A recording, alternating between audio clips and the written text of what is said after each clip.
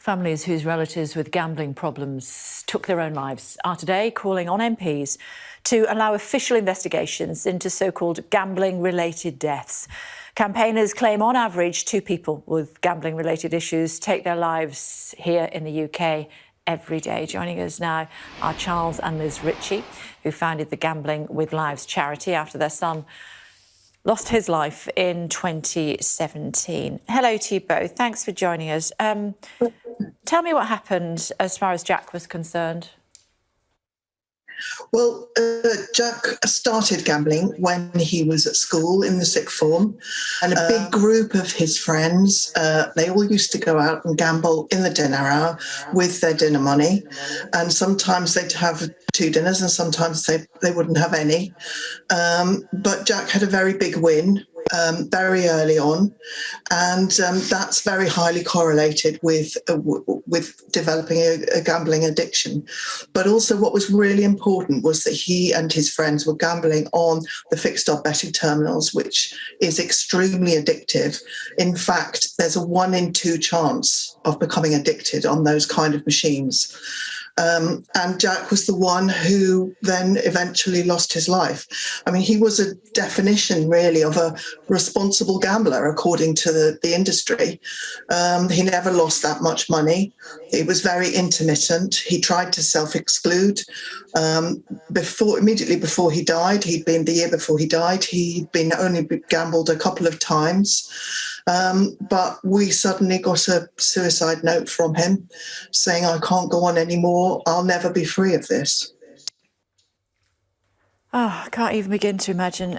Charles, what do you want the government to do? Well, along with other campaigners, we are demanding changes to products. As Liz says, some products are highly addictive, highly toxic. So we're looking for changes to products to make them safer.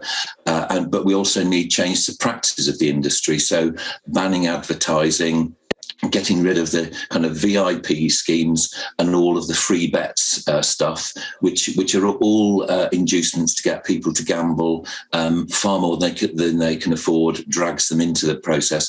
But specifically from bereaved families, we are asking the government that all deaths, all gambling-related deaths must be reported and thoroughly investigated, not just for breaches in law, but to learn the lessons from these deaths. We have hundreds of people dying every year in England, in the UK, because of gambling addiction, and no lessons are being learned. The back of this. Yeah, I